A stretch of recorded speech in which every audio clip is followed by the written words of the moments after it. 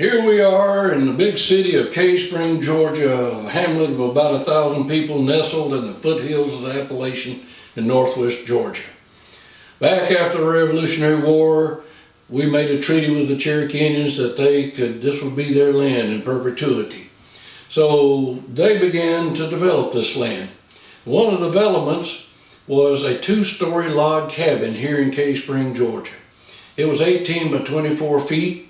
It had a place where a traveler could stop, get something to eat and drink, go upstairs, spend the night. It was, going to be a good little business venture.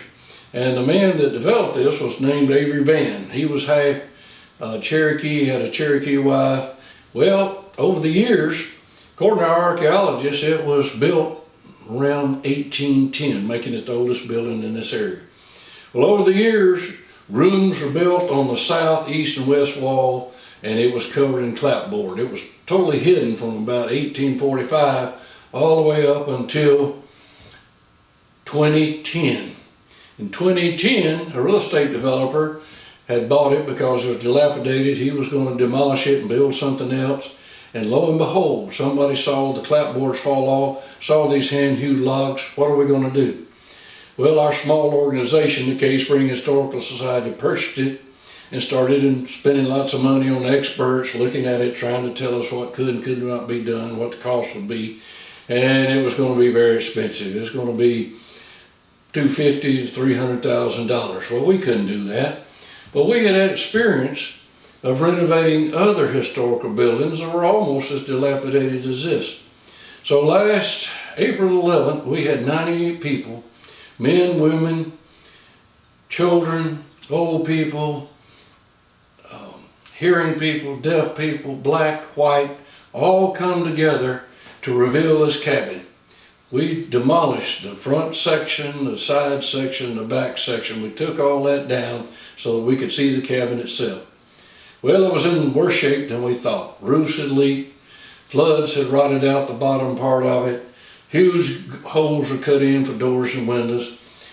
It could not be patched like a lot of people hoped. So we made the decision to dismantle it. We took it down to the ground and put in a new foundation, took it out of the floodplain. We're going to put a rock chimney back the way it originally was. We're going to build it as close as we can to the 1810 version. And that meant we were going to have to replace about 30% of the logs, which we have done. We have the cabin back up now. It's looking real good. We're very happy with it, but we're into one of the next phases, chinking, which puts material between the logs. The material that's used in the past, cement, caused the logs to rot. Things expanded and contracted with the weather, it fell out. So we're using some high-tech material now, so rubber-based material, putty type stuff. That's very expensive. We need about $20,000 to get this cabin back to where it was. We've already had other hostile people. We've had children come to see it. We've had blacksmith demonstrations of hewing. It's going to be an educational center that will preserve the heritage of the Cherokee, preserve the heritage of our community, and will be something that our children can see for hundreds of years. The Trail of Tears Association has already recognized us. The National Park Service has recognized us.